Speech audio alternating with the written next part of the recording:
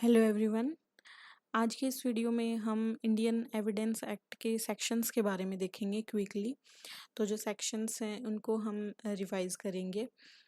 जब आप previous year का पेपर उठा के देखेंगे जेएलओ का, तो उसमें आप देखेंगे कि इंडियन एविडेंस एक्ट से काफ़ी सारे क्वेश्चंस पूछे गए हैं। मेजर एक्ट की तरह रोल प्ले करता है। लगभग 57 क्वेश्चन के अराउंड पूछे गए हैं इसके अंदर पेपर थर्ड में। तो यहाँ पे काफ़ी सारे क्वेश्चन जो हैं वो डायरेक्ट सेक्शन के जो टाइटल होते हैं उससे उठा उठा के पूछे गए हैं। बाकी काफ़ी सारे हैं वो सेक्शंस दिए गए हैं कि टाइटल दे दिया कि कौन से सेक्शन में ये है, और या फिर सीधे क्वेश्चन है वो सेक्शन दे दिया कि उसमें क्या बात की गई। इस तरीके के क्वेश्चन काफ़ी सारे पूछ रखे हैं। तो एक बार हम क्विक रिवीजन करेंगे अबाउट द जो इसके सेक्शंस हैं। 167 सेक्शंस हैं, इनके बारे में फटाफट से हम देखेंगे और ये भी बात करेंगे कि कहाँ कहाँ क्वेश्चंस बन सकते हैं।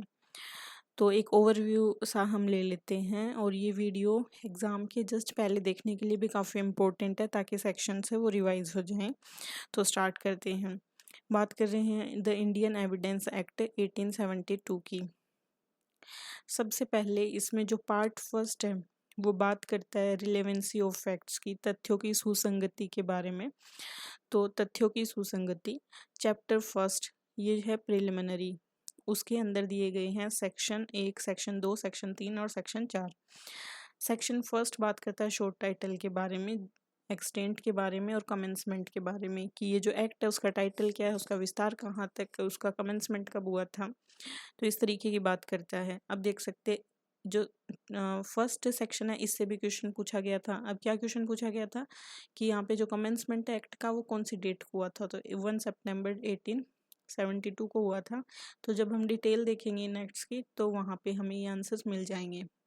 अब नेक्स्ट है सेकंड, तो रिपील हो चुका। थर्ड है इंटरप्रिटेशन क्लोज। अब यहाँ पे देख सकते हैं आपको डेफिनेशन दी है, तो 10 डेफिनेशन दी है।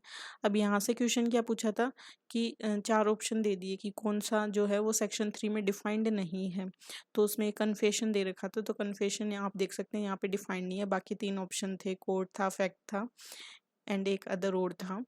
तो इस तरीके का क्वेश्चन पूछा, यानी आपको मालूम होना चाहिए कि इंटरप्रिटेशन क्लोज जो है उसमें क्या क्या गिवन है। नेक्स्ट है सेक्शन 4, इसमें मे प्रिज्यूम, शैल प्रिज्यूम, कंक्लूसिव प्रूफ वगैरह को बता रखा है। और ये पर्टिकुलर जो सेक्शंस हैं, कुछ सेक्शन आएंगे आगे, उनमें यूज़ किया गया कि कोर्ट कब मे प्रिज्यूम कर सकता है, कब शैल प्रिज्यूम कर सकता है, कब कंक्लूसिव प्रूफ की तरह लिया जा सकता है। तो ये हमने बात करी है पार्ट फर्स्ट के बारे में। अब देखते हैं part second, very very important part second. इसमें बात करिए of the relevancy of facts के बारे में, सुसंगति फैक्ट्स की जो है वो तथ्य जो है उसकी सुसंगति के बारे में बात करी है।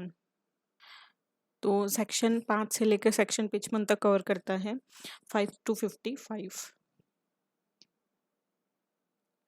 बात करी है सेक्शन नंबर 5 के बारे में। सेक्शन नंबर 5 बात करता है एविडेंस में be given of fact in issue and relevant facts. फिर है section number 6, relevancy of facts forming part of same transaction. अब ये क्वेश्चन पूछा था सेम ट्रांजेक्शन वाला कि कौन सा सेक्शन इससे डील करता है, तो सेक्शन 6 डील कर सकता है करता है। इसका मतलब देख सकते हैं कि किस तरीके के क्वेश्चन पूछे गए हैं, डायरेक्ट क्वेश्चन पूछे जा रहे हैं। नेक्स्ट है ये वाला, इस बार पूछा जा सकता है कि फैक्ट विच आर ओकेजन, कोज और effect of facts in issue. ये पिछली बार नहीं पूछा गया तो इस बार पूछ सकते हैं। सेक्शन 7 के बारे में बात करते हैं। एक बार हिंदी भी देख लेते हैं साथ साथ कि हिंदी में इनको क्या कहते हैं। सेक्शन 5 को कहते हैं कि विवादक तथ्य यानी फैक्ट इन इशू और सुसंगत तथ्य यानी रिलेवेंट फैक्ट्स का साक्ष्य दिया जा सकेगा। तो ये है सेक्शन 5 है। सेक्शन 6 है कि सेम ट्रांजेक्शन यानी एक ही समयवार के भाग होने वाले तथ्य की सुसंगति के बारे में बात करता है। सेम ट्रांजेक्शन के बारे में बात करता है, सेम ट्रांजेक्शन के बारे में बात करता है। सेक्शन 6 फिर है ओकेजन, कोज और effect of fact in issue, ये यहाँ पे बात करता है सेक्शन 7। फिर है मोटिव, प्रिपरेशन एंड प्रीवियस और सब्सिक्वेंट कंडक्ट, यानी कि हेतु, तैयारी और पूर्व का आचरण। और 7 का था प्रसंग, हेतु या परिणाम। और 8 का है तैयारी, हेतु, तैयारी और पूर्व या पश्चात का आचरण, ये है 8 नंबर का। तो 7 और 8 इस बार के लिए काफ़ी इंपॉर्टेंट है, पूछे जा सकते हैं। इसके बाद में फैक्ट नेसेसरी टू एक्सप्लेन और इंट्रोड्यूस रिलेवेंट फैक्ट, यानी सुसंगत तथ्यों के स्पष्टीकरण या पुनर्स्थापन के लिए आवश्यक तत्व है। इसके बाद है सेक्शन 10 थिंग्स सेड और done by conspirator in reference to common design. तो यहाँ पे पूछा है कि थिंग्स सेड और डन बाय, यानी सामान्य परिकल्पना के बारे में षड्यंत्रकारी कॉन्स्पायरेटर के द्वारा कही गई बातें। कॉन्स्पायरेटर के द्वारा, एक कॉन्स्पायरेटर का क्वेश्चन आया तो था, अभी मेरे को ध्यान नहीं आ रहा, तो एक क्वेश्चन था वहाँ पे। फिर है when fact not otherwise relevant become relevant, कि वे तथ्य जो सुसंगत नहीं है कब सुसंगत हो जाते हैं। तो इस ये जो सेक्शन है इससे ऐसे केस बना बना के पूछे जाते हैं कि यहाँ पे रिलेवेंट नहीं है, ये कब रिलेवेंट हो जाएगा, इस तरीके से केस बना के क्वेश्चन पूछे जाते हैं। फिर है in suit for damage fact tending to enable court to determine amount are related. तो ये डैमेज वाला डायरेक्ट पूछा था यहाँ पे, हमने डिस्कस कर लिया है इसको, आप देख लेना वीडियो। फिर है कि नुकसानी के लिए वादों में रकम अवधारित करने के लिए न्यायालय को समर्थ करने की प्रवृत्ति रखने वाले तथ्य सुसंगत हैं। नेक्स्ट है कि फैक्ट रिलेवेंट व्हेन राइट और कस्टम इज इन क्वेश्चन, ये क्वेश्चन भी पूछा गया था डायरेक्ट। देख सकते हैं कि लगभग हर सेक्शन से क्वेश्चन पूछे जा रहे हैं। जो सेक्शन 14 है ये भी डायरेक्ट पूछा था, माइंड और बॉडीली फीलिंग से कौन सा सेक्शन रिलेटेड है, सेक्शन 14। इसके बाद fact bearing on question whether act was accidental और इंटेंशनल, ये है सेक्शन 15, इंपॉर्टेंट है कि कार्य आकस्मिक क्या साक्ष्य है, इस पर प्रकाश डालने वाले तथ्य। नेक्स्ट है existence of course of business when relevant, कारोबार के अनुक्रम का अस्तित्व कब सुसंगत है। अब ये हम बात कर रहे हैं रिलेवेंसी ऑफ फैक्ट्स के बारे में, of the relevancy of facts के बारे में। इसी में ही एडमिशन भी आता है, स्वीकृतियाँ। तो ये कहाँ से कहाँ तक डिफाइंड है ये मालूम होना चाहिए। सेक्शन देख सकते हैं 17 से 31 तक। एडमिशन को कहाँ डिफाइन किया गया है, तो देख सकते हैं एडमिशन को कहाँ डिफाइन किया गया है। फिर है admission by party to proceeding और his agent, by suitor in representative character, by party interested in subject matter, या फिर by person from home interest derived. तो ये अलग अलग तरह का यहाँ दिया है कि स्वीकृति कार्रवाई के पक्षकार या उसके अभिकर्ता के द्वारा यहाँ पे स्वीकृति दी जाती है। तो यहाँ भी काफ़ी क्वेश्चंस बनते हैं, तो जब हम डिटेल में जाएंगे तो उनको अच्छे से वहाँ पे डिस्कस करेंगे। सेक्शन 19 है कि admission by person whose position must be proved as against party to suit, यानी उन व्यक्तियों के द्वारा स्वीकृति जिनकी स्थिति वाद के पक्षकारों के विरुद्ध साबित की जानी चाहिए, अगेंस्ट पार्टी टू सूट। फिर है admission by person expressly referred to by party to suit, section 20। Section 21 में है कि proof of admissions against person making them and by और ऑन देयर बिहाफ। अगला है when oral admissions as to content of documents are relevant.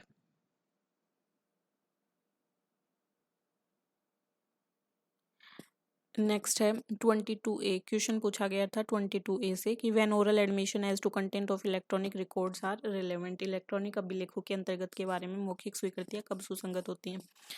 Next है admission in civil cases when relevant, civil मामलों में स्वीकृतियां कब सुसंगत होती हैं। इसके बाद सेक्शन 24 से भी क्वेश्चन पूछा था कि confession caused by inducement threat और promise when relevant in criminal proceeding, तो सेक्शन पूछा था इसका। फिर है confession to police officer not to be proved, यहाँ से भी क्वेश्चन था।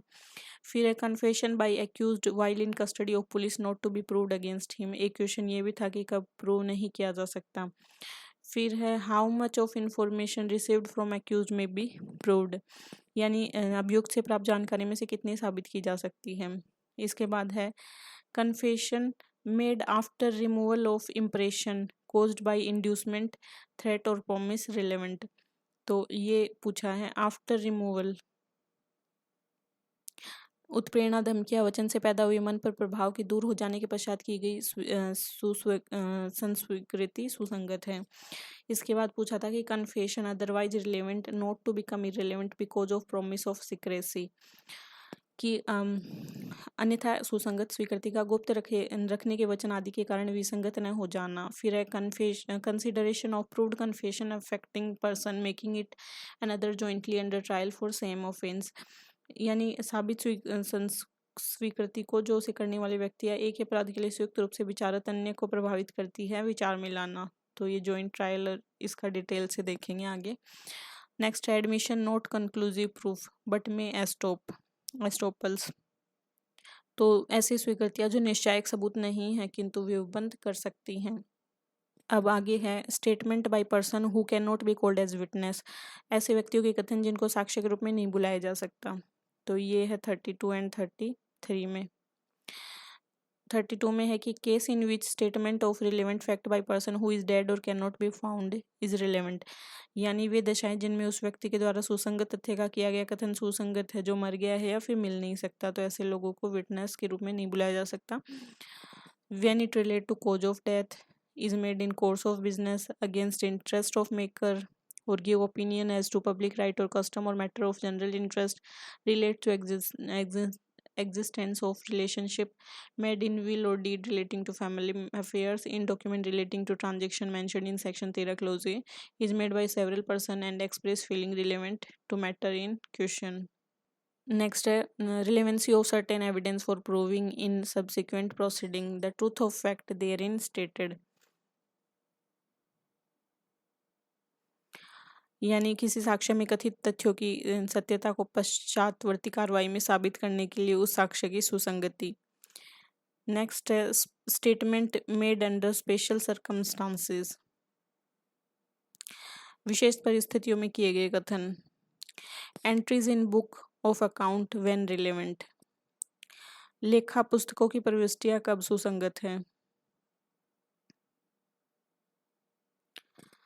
Relevancy of entry in public record made in performance of duty, करते हुए पालन में की गई लोक अभिलेख या इलेक्ट्रॉनिक अभिलेख की प्रविष्टियों की सुसंगति। Relevancy of statement in map chart and plan, मानचित्र चार्ट और रेखांकों के कथनों की सुसंगति।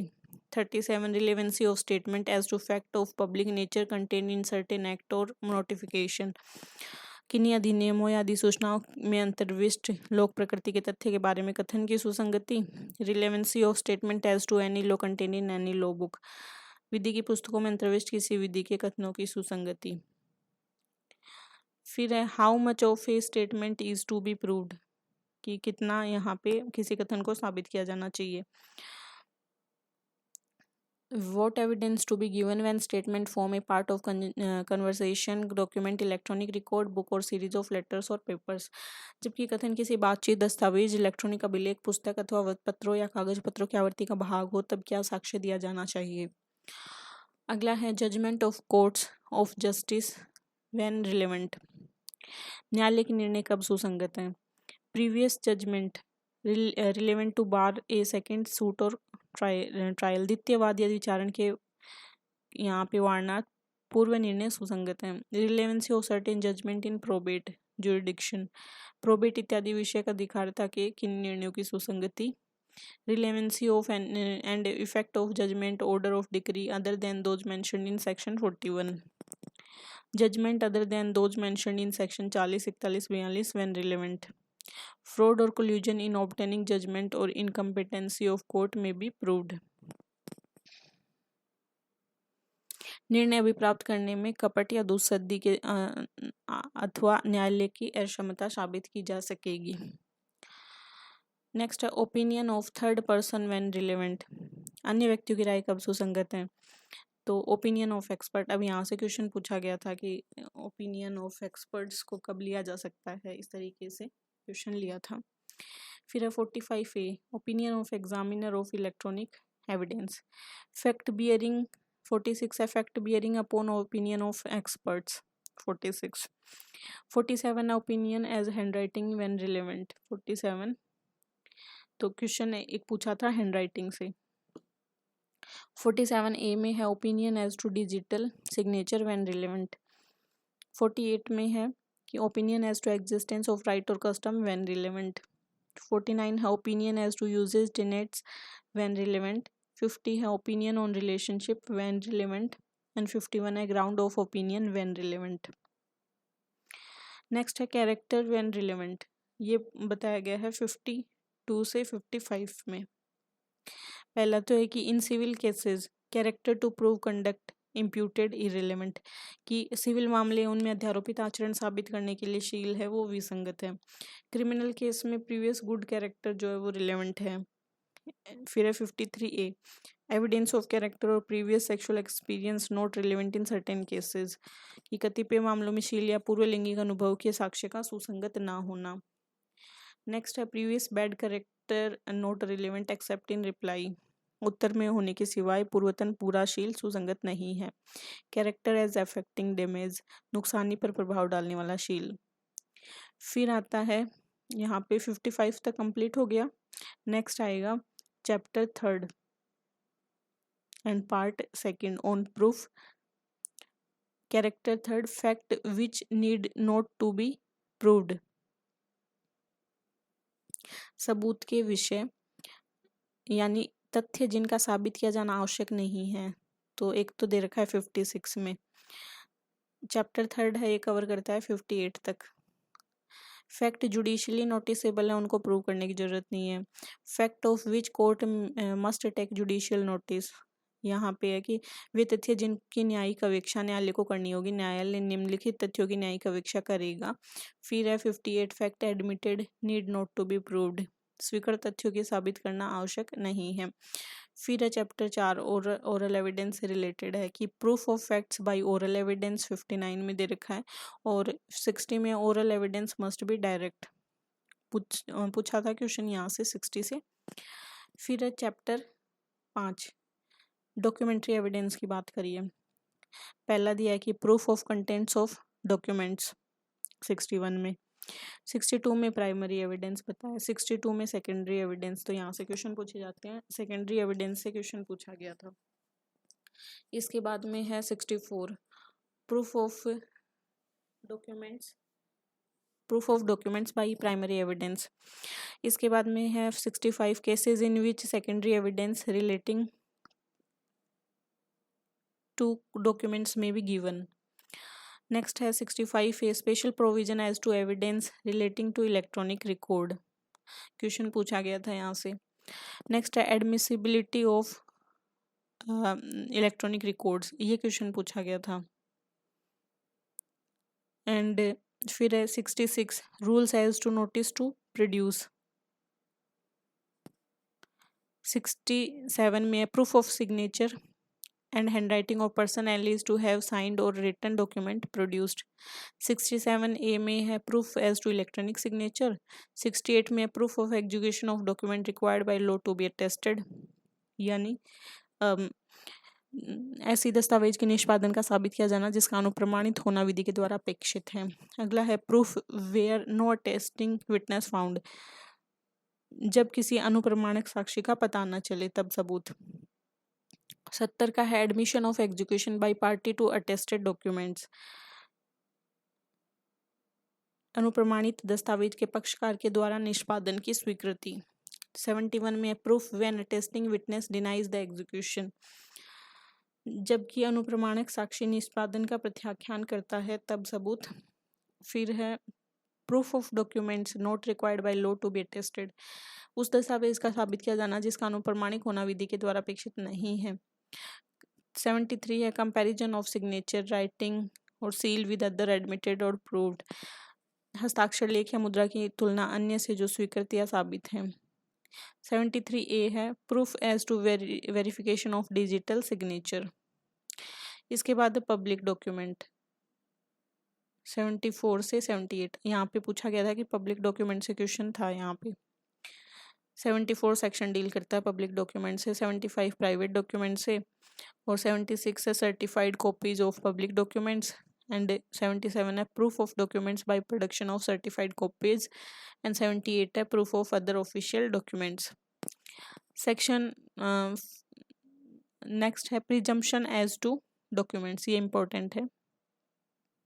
दस्तावेजों के बारे में उपधारणा 79 से लेके 90A तक है ये। बात करी है यहाँ पे 79 में presumption as to genuineness of certified copies. 80 में है presumption as to documents produced as record of evidence. 81 में है presumption as to gazettes, newspaper and private act of parliament and other documents. 81 ये है presumption as to gazette in electronic forms. 82 है presumption as to document admissible in England without proof of seal और signature. तो ये पहले का act है, उस टाइम रिलेवेंट था ये। अगला है 83 प्रिजम्पशन एज टू मैप और plan made by authority of government. Map और प्लान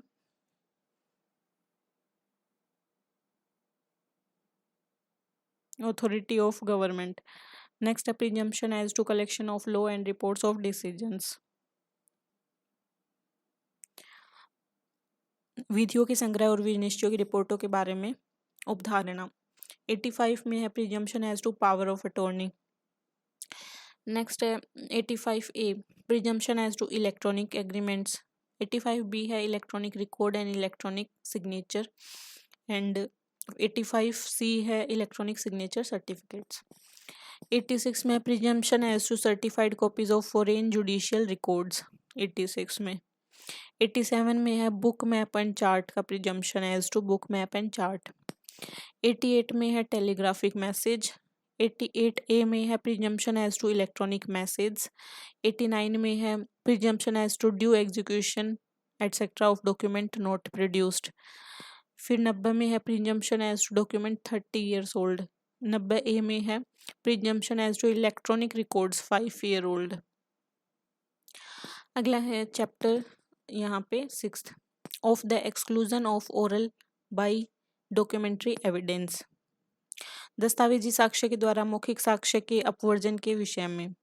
91 के में दे रखा है कि evidence of terms of contract grant and other disposition of property reduce to form of document. दस्तावेजों के रूप में लेखबद्ध संविदा, अनुदानों और संपत्ति के अन्य विवरणों के निबंधनों का साक्ष्य। नेक्स्ट है 92 exclusion of evidence of oral agreement, मौखिक करार के साक्ष्य का अपवर्जन। नेक्स्ट है exclusion of evidence to explain और अमेंड एम्बिगुअस डॉक्यूमेंट, संदिग्धार्थ दस्तावेजों को स्पष्ट करने या उसका संशोधन करने के साक्ष्य का अपवर्जन। 94 है कि exclusion of evidence against application of documents to existing facts, विद्यमान तथ्यों को दस्तावेज के लागू होने के विरुद्ध साक्ष्य का अपवर्जन। अगला है एविडेंस 95 का evidence as to document unmeaning in reference to existing facts. 96 है evidence as to application of language which can apply to one only of several person. 96 97 में है evidence as to application of language to one of two sets of facts to neither of which the whole correctly applies. 98 है evidence as to meaning of illegible characters. 99 है who may give evidence of agreement varying terms of documents. So है saving of provision of Indian Succession Act relating to wills. Part third बात करता है production and effect of evidence की, यानी कि साक्ष्य का पेश किया जाना और प्रभाव। इसमें चैप्टर 7 है of the burden of proof, सबूत के भार के विषय में। तो बर्डन ऑफ प्रूफ से 4-5 क्वेश्चन पूछे गए थे, इंपॉर्टेंट है। सबसे पहले तो पूछा था कि डेफिनेशन किस में दी है, तो सेक्शन 101। फिर था कि on home burden of proof lies, तो केसेस दे के पूछा था कि किस पे बर्डन ऑफ प्रूफ आएगा। 103 में burden of proof as to particular fact. 104 में burden of proving fact to be prove to make evidence admissible. 105 में है कि burden of proving that cause of accused comes within exceptions. 106 में है burden of proving fact specially with knowledge.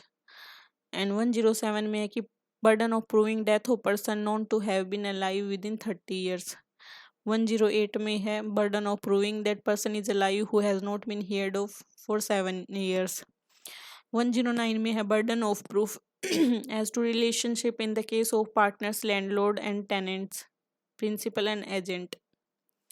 110 में है burden of proof as to ownership. 111 में है proof of good faith in transaction where one party is in relation of active confidence. 111 A में है presumption as to certain offences. 112 में है birth during marriage conclusive proof of legitimacy. 113 में है, ये 112 वाला क्वेश्चन पूछा गया था। 113 proof of cessation of territory. And 113 A भी ये क्वेश्चन भी पूछा गया था, presumption as to abetment of suicide by a married woman. 113 B presumption as to dowry death. 114 भी पूछा था और 114 ए भी, दोनों पूछे गए हैं। कोर्ट में presume existence of certain facts. फिर है presumption as to absence of consent in certain prosecution for rape. Chapter 8 estoppel. 115 में एस्टोपल ये पूछा था डायरेक्ट। 116 में estoppel of tenants and licence of person in possession. 117 में है estoppel of acceptor of bill of exchange bailee and licensee. Chapter 9 of witnesses. 118 के में है हु मे टेस्टिफाई। 119 के में witness unable to communicate verbally. ये question पूछा था कि वर्बली वो नहीं बोल सकता तो डॉक्यूमेंट देता है, इस तरीके का कोई क्वेश्चन पूछा था। नेक्स्ट है 120 parties to civil suit and their wives और हस्बैंड एंड हस्बैंड और wife of person under criminal trial. 121 जज एंड मजिस्ट्रेट। 122 में कम्युनिकेशन ड्यूरिंग मैरिज, ये क्वेश्चन पूछा था 122 वाला। 112 वाला नहीं पूछा था, 122 वाला पूछा था। 123 evidence as to affair of states. 124 official communication. 125 information to commission of offence. 126 professional communication. 127 section 126 to apply to interpreters. 128 privilege not waived by volunteering evidence. 129 confidential communication with legal adviser. 130 production of title deeds of witness not a party. 131 production of document or electronic records which another person having possession could refuse to produce. 132 witness not accused from answering on ground that answer will criminate proviso. 133 का accomplice. 134 का number of witnesses, एक question पूछा था number of witnesses से। Chapter 10 of the examination of witness. 135 section order of production and examination of witnesses. 136 जज to decide as to admissibility of evidence. 137 इनका क्रम पूछा था, examination in chief, cross examination and re examination, और ये section का question भी अलग से था। 138 में order of examination, direction of re examination. 139 ये पूछा था, cross examination of person called to produce a document. फिर था 140 witness to character. 141 leading question का क्वेश्चन पूछा था, सेक्शन पूछा था इसका। 142 when they must not be asked. 143 when they may be asked. 144 evidence as to matters in writing. 145 cross examination as to previous statement in writing. 146 question lawful in cross examination. 147 when witness to be compelled to answer. 148 court to decide when question shall be asked and when witness compelled to answer. 149 question not to be asked without reasonable grounds. 150 का है procedure of court in case of question being asked without reasonable grounds. 151 का indecent and scandalous questions. 152 में है question intended to insult or annoy. 153 में था exclusion of evidence to contradict answer to question testing veracity. 154 में था question by party to his own witness. 155 का था इम्पीचिंग credit of witness. 156 में था question tending to corroborate evidence of relevant fact admissible.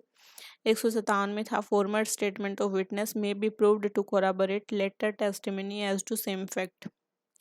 158 में था what matter may be proved in connection with proved statement relevant under section 32 और 33।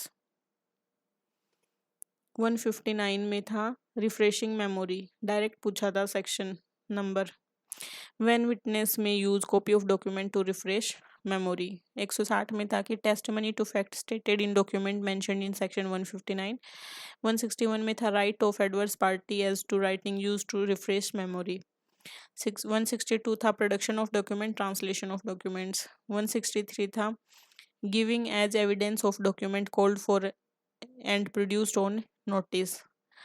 164 में है using as evidence of document production of which was refused on notice. 165 में जज power to put question and order production. 166 में power of jury और assessor to put questions. Chapter 11 of improper admission and rejection of evidence, इसमें एक ही section है 167 no new trial for improper admission और rejection of evidence. तो ये यहाँ पे कंप्लीट हो गया है हमारा इंडियन एविडेंस एक्ट के सेक्शंस। तो देख सकते हैं कि काफ़ी सारे क्वेश्चंस यहाँ पे डायरेक्ट टाइटल दे के उसका सेक्शन दे के पूछे गए हैं, तो इम्पोर्टेंट है। एक बार आप रिवाइज कर सकते हैं इसको यहाँ से, एंड 4-5 बार आप रिवाइज करेंगे तो आपको ये याद हो जाएंगे और एग्ज़ाम में आप क्विक रिवीजन यहाँ से कर सकते हैं। So keep watching and keep sharing. Thank you so much, have a nice day. इनको डिटेल से हम डिस्कस करेंगे हमारे वीडियोज़ में।